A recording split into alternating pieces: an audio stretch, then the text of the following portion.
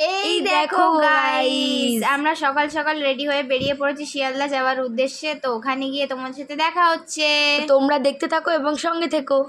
তো ফাইনালি আমরা শিয়ালদায় চলে এসেছি। আর এখানে দেখো মারাত্মক হারে বৃষ্টি হচ্ছে, সেটা দেখেই বুঝতে পারছি, মানে হচ্ছিল। আর তার মধ্যেই আমরা দেখে নিয়েছিলাম একটা রামধনু।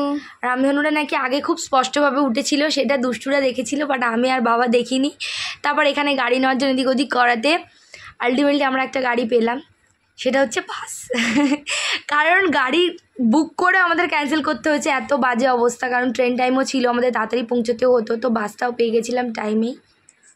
আর এখন আমরা চলে যাচ্ছি হাওড়াতে।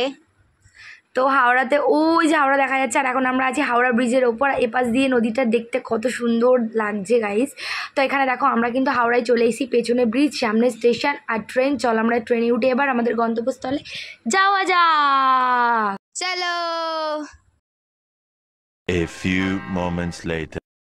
তো দেখো গাইজ, আমরা কিন্তু হাওড়া প্ল্যাটফর্মের মধ্যে চলে এসেছি। আর এখানে কিন্তু আমাদের ট্রেনটা ছিল 19 নম্বর প্ল্যাটফর্মে। আর সেখানে যেতে যেতেই আমাদের চোখে পড়ে গেল আবারও রামধনু গাইজ, যেটা আমরা দুবার দেখে নিলাম।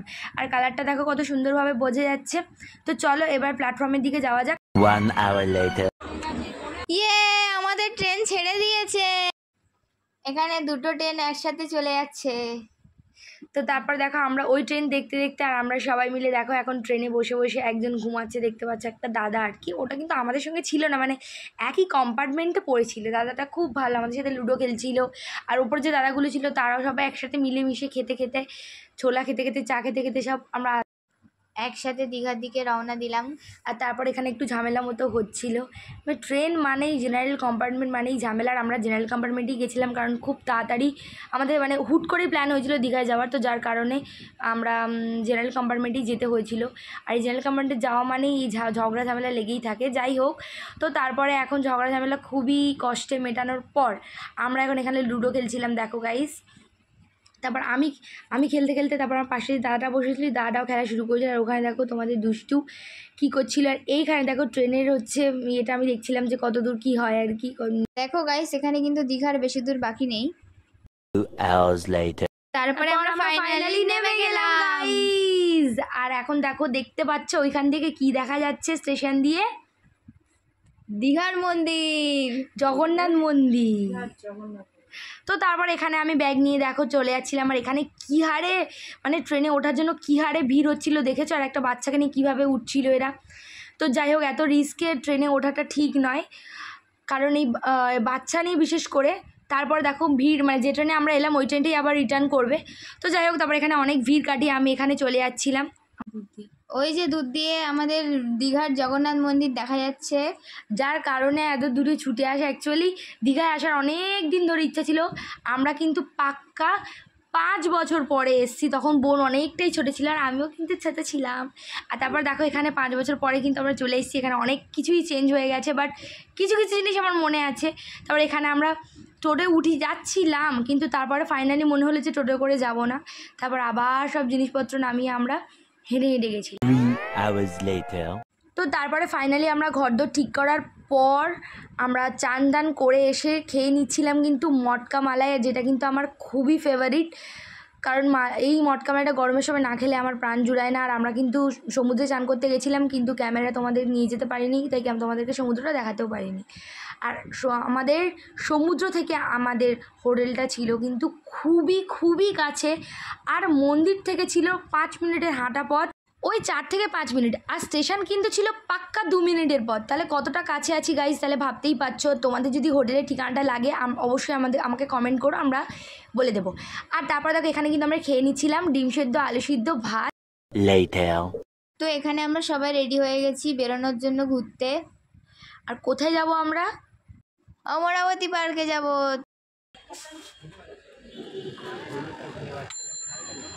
তো সবাই তো মোটামুটি রেডি হয়েই গেছে, আর আমিও হয়ে গেছি। তো এই ছিল আমার ফাইনাল গেট আপ। তো চলো এখন যাওয়া যাক পার্কের দিকে। তো চলো। আর রাস্তা পেরোলেই হচ্ছে ওপারেই অমরাবতী পার্ক, আর সেটাও হচ্ছে খুবই কাছে ছিল। এই যে মা দিভাই হেঁটে হেঁটে যাচ্ছে। তো তোমরা বলো দিভাইকে আর গোপালকে কেমন লাগছে? আর গোপালও কিন্তু খুব সুন্দর করে সাজুগুজু করে নিয়েছে। আর এখানে দেখো আমরা কিন্তু একদম সোজা হেঁটে চলে যাচ্ছি, আর রাস্তাটা টপকালে ওই পারেই কিন্তু পড়বে অমরাবতী পার্ক। আর অমরাবতী পার্কে গিয়ে কিন্তু আমরা কী চড়বো, রোপ চড়বো, সেই ভেবেই আপাতত গেছিলাম। তো চলো আলটিমেটলি ওখানে গিয়ে তোমরা দেখতে পাবে আর আমরাও জানতে পারবো যে আমরা আদতে চড়তে পারবো কি না। তো এখানে দেখো গাইস কত ভিড় পার্কের সামনে। ভিড় দেখি তোমরা বুঝতে পেরেছো যে এখন দীঘায় কতটা ক্রাউড হচ্ছে, কারণ অ্যাকচুয়ালি মানে একে তো গরমে ছুটি আর তার উপরে জগন্নাথ মন্দির, তার জন্য এখন প্রচুর ভিড়। আর হোটেলেরও রেঞ্জ কিন্তু অনেক বেশি, কিন্তু আমরা যে হোটেলটায় ছিলাম সেটা কিন্তু খুবই অ্যাফোর্ডেবল দামের মধ্যে ছিল আর আমরা খুবই কাছে ছিলাম। যাই হোক, আর এখানে কিন্তু আমরা টিকিট কেটে ভেতরে চলে এসেছি। আর এখানে দেখো দুষ্টু কিন্তু ছোটাছুটি করছে, কী জন্য বলো তো, কারণ রোপ চড়ার জন্য। তো চলো আমরা গিয়ে রোপের টিকিটটা কেটে নিই। আর এখানে এগুলো সব কিছুই কিন্তু আমরা একবার করে ঘুরে ফেলেছিলাম ঠিক 5 বছর আগে, কারণ তখন আমি বোধহয় 11-এ পড়তাম আর বোন তখন আরও অনেকই ছোটো ছিল। তবে এখানে এসে দেখছি যে দাম আগের তুলনায় অনেক বাড়িয়েছে, কারণ অবভিয়াসলি কারণ মাঝখানে 5টা বছর চলে গেছে, অনেক কিছুই চেঞ্জ হয়ে গেছে। আর এই ছিল টিকিট কাউন্টার। তো টিকিটের দামের লিস্টটাও তোমাদেরকে আমি দেখিয়ে দেবো যাতে তোমাদের প্রিপেয়ার হয়ে আসতে সুবিধা হয়। এই যে সবাই দেখে নাও লিস্টটা।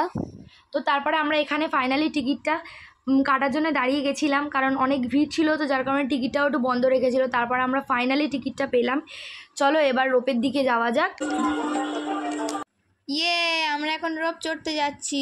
তারপর এখানে রোপ চড়তে যাচ্ছি বলে ও একটু ফটোশ্যুট করছিল, তো ফটোশ্যুট করে আমরা এখন চলে যাচ্ছি রোপের উদ্দেশ্যে। আর এখানে দেখো বোন একটা কাঠগোলাপ গুলিয়ে পেয়েছিল, সেটাও কিন্তু ও আমার কানে দিয়ে দিল, বললো দি ভাই তুই পর, তোকে খুব ভালো লাগবে, বলো তো কানে ফুলটা দিয়ে কেমন লাগছে আমাকে। আর এখানে লাইন দেখে বুঝতেই পারছো যে রোপে কতটা ভিড়, আর ও কিন্তু অনেক সন্ধ্যাবেলা অবধিই চলে। আর এখানে ফাইনালি রোপ আসতে চলেছে আর আমরা এখন অনেকটাই মুখোমুখি চলে এসেছি। আর এইখানে দেখো আমাদের রোপও চলে এসেছি, এবার আমরা উঠে পড়বো রোপে। তো আমাদের রোপের নাম্বার ছিল 1 আর আমরা এবার রোপের মধ্যে চলে যাব। আর এখানে আমি কি বলছিলাম আমি জানি না, তো খুবই এক্সাইটমেন্ট ছিলাম, কারণ রোপে এর আগেও চড়েছিলাম, আবারও চড়ছি, খুবই ভালো লাগবে। আর এখান থেকে অমরাবতী পার্কের ভিউটা পুরো দেখা যাবে। তো চলো ফাইনালি কিন্তু আমরা ভেতরে ঢুকে বসে পড়লাম। আর এখানে কিন্তু আমাদের সাথে গোপালও এসছে রোপ চড়তে। গোপাল কিন্তু ফার্স্ট টাইম রোপ চড়বে। আর আমাদেরকে রোপের ভেতরে ঢুকিয়ে দিয়ে কিন্তু বাইরে থেকে রোপটা ছিটকিয়ে দিয়ে দিয়েছিল, পুরো আটকে দিয়েছিল। তো তারপর আমি এখানে একটু মানে ভয় পাচ্ছিলাম না, একটু ঘাবড়াহট হচ্ছিল, ঠিক আছে, কারণ একে তো ভেতরে ঢুকিয়ে দিয়েছে, তারপর বাইরে দিয়ে লক করে দিয়েছে। আর এখানে প্রচুর রোপ ছিল, প্রচুর লোক চড়ছিল। তো যাই হোক, এখন চলো তোমাদেরকে দেখাবো। তো তারপরে দেখা এখন আমাদের রোপ কিন্তু ছেড়ে দিয়েছে, আমরা কিন্তু ফাইনালি ওপরের দিকে উঠছি। আর এখানে আমি কী যে বকে যাচ্ছিলাম ভগবান জানে, মানে গল্প করছিলাম আর কি। তো যাই হোক, রোপ কিন্তু আমি টোটালি 3 থেকে 4 বার চড়েছি, কি আরও বেশিবার চড়েছি আমার মনে নেই। নিকো পার্কে চড়েছি, এখানেও চড়েছিলাম একবার, আবারও চড়ছি। আর এখানে দেখো আমাদের গোপাল কিন্তু ফার্স্ট টাইম রোপ চড়ছে। আর এই রোপের বাইরে থেকে দেখো পার্কটা কিন্তু পুরোটাই দেখা যাচ্ছে, কত সুন্দর লাগছে। আর বাইরে মা বাবারা ওয়েট করছিল, তো আমরা টাটা করে দেখো এখন জলের ওপর দিয়ে যাচ্ছে, নিচে বোটিং হচ্ছে, ওপরে আমরা দেখতে কত সুন্দর লাগছে চারিদিকটা। মানে ওপার দিয়ে নামিয়ে অনুলোক তুল দিয়ে তখন থেকে বকেই যাচ্ছে, মুখটা আর বন্ধ হয় না। আর তার উপরে গল্প তো আমার শেষ হচ্ছিলই না। আর সেখানে রোপটা দেখো গোপালও কিন্তু বসে পড়েছে, আর সেখানে রোপটাও কিন্তু মাঝখানে এক জায়গায় দাঁড়িয়ে ছিল পুরোটা ভিউটা করার জন্য। তারপর ফাইনালি আমাদের রোপ চড়া হয়ে গেছে, আমরা কিন্তু এবারে নেমে যাচ্ছিলাম। তো নেমে এখন আমরা চলো অন্যদিকে যাব, সেটাও তোমাদের সাথে শেয়ার করব। শুধু আমি না, ও কিন্তু এখানে ফটোশ্যুট করছিল। তো তারপর এখন চলো অন্যদিকে যাওয়া যাক। তো পার্কটা তো মোটামুটি বেশ ভালোই ঘোরা হলো। তোমরা ওই টাইমে কে কে দীঘায় গেছিলে অবশ্যই কমেন্ট করে জানাতে ভুলো না। আর এখানে দেখো আমরা পার্কটা মোটামুটি ঘুরে বেশ কয়েকটা রিলস আর ছবি তুলে আমরা কিন্তু বেরিয়ে পড়েছিলাম। আর বাইরে থেকে খেয়ে নিয়েছিলাম ফুচকা। আর ফুচকাটা খেতে কিন্তু খুবই টেস্টি ছিল, তবে টক জলটা আমার কেমন একটা লেগেছিল। অবশ্য এখানকার আর ওখানকার টেস্ট একটু আলাদা, কিন্তু ওটা মোটামুটি বেশ ভালোই ছিল। আর এখানে দেখো আমরা কিন্তু ফুচকা টুচকা খেয়ে চলে যাচ্ছিলাম অন্য সাইডে। আর এখানে দেখো বোন কিন্তু মাথায় পরে নিয়েছিল লাল কাঠগোলাপটা দেখতে কিন্তু দারুণ লাগছিল। আর এখানে ফুচকা কিন্তু দিচ্ছিল আন্টি, আর আন্টিটা কিন্তু গুনে গুনে পুরো পারফেক্ট ফুচকা দিচ্ছিল, মানে মুখে জোরে জোরে কাউন্ট করে করে, এটাই একটু ইনোভেটিভ লাগলো। ঠিক আছে, যা ও আমার সাথে কথা বলবে, লম্বাই হতো ভিডিও। বল বল।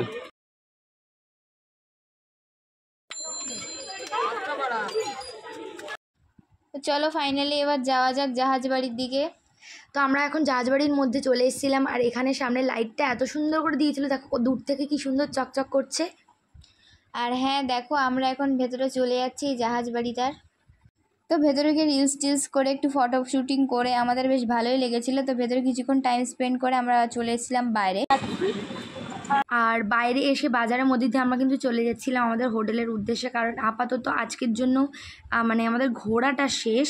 এবার কালকে কোথায় যাব কি করব সমুদ্র তো তোমাদেরকে অবশ্যই দেখাবো, তার জন্য ভিডিওটা কিন্তু কন্টিনিউ তোমাদেরকে দেখে যেতে হবে। তো তারপর আমরা বায়না করছিলাম চাউমিন খাওয়ার জন্য, আর সেখানে বাবা বললো বাইরে থেকে না কিনে ঘরেতেই বানিয়ে দেবে, তাই বাবা বানিয়ে দিয়েছিল চাউমিন। আর চাউমিনটা কিন্তু খেতে ছিল বেশ মোটা মোটা মতো, আর সব রকম সবজি দিয়ে বানিয়েছিল। আমাদের এটাই ছিল কিন্তু আমাদের ডিনার। তো আজকের জন্য টাটা।